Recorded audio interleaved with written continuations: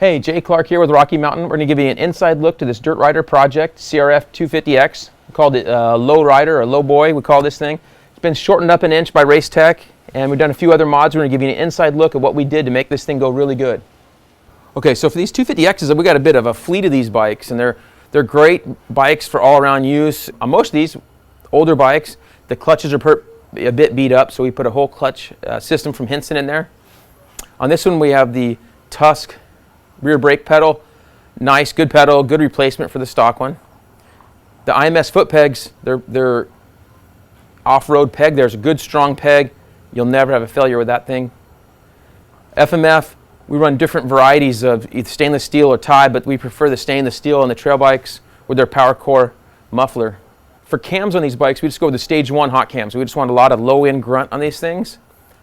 And on the cylinders, we just go with a 1 millimeter over big bore. It just makes it a 256, which doesn't sound like much, but it gives it a little bit more grunt in this bike.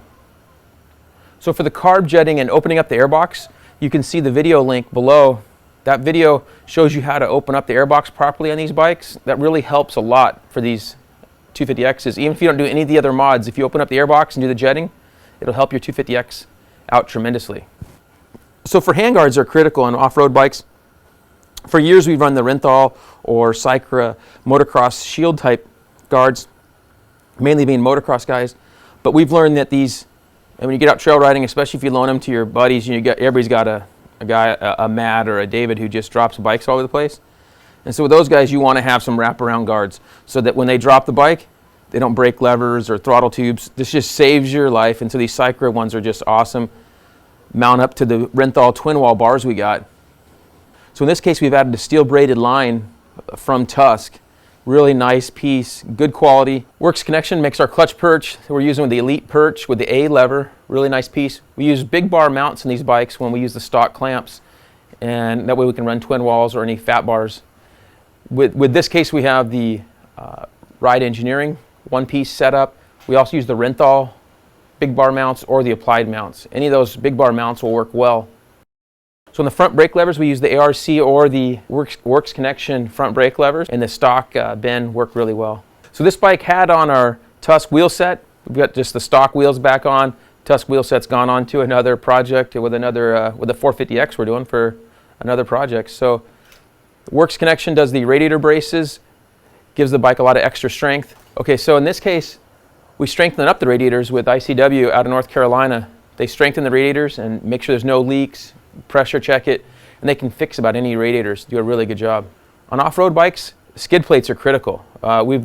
Being moto guys, we kind of would always go with small skid plates. Now we've given up and gone to the wraparound ones because we busted too many ignition covers and clutch covers.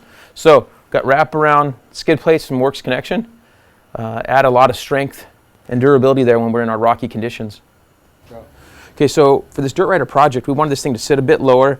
Moto seat kind of shaved our seat just a tiny bit, so we'd have a little more ground clearance to be able to get our feet down to the ground. Race Tech did the suspension, and we wanted to lower it, so it's lowered about at 1 inch. Of course, you do lose a little bit of ground clearance with the lowered suspension, but for someone that's a little bit shorter in the leg area, this is a really good bike to get them going. So we've removed the odometer here, leaves our cables here. We have plenty of room to run our cables through here. We zip tie this through here so it doesn't get caught on the other side of here with the stock headlight setup. CV4 has a high pressure radiator cap, can run a little bit higher temperatures when you're getting stuck on the trail. ProMoto Billet makes a really nice kickstand for these bikes. Trail Tech makes a really nice headlight for these bikes. We've gone with an upgraded stator on a few of these and had really good results with their upgraded stator to this X2 light.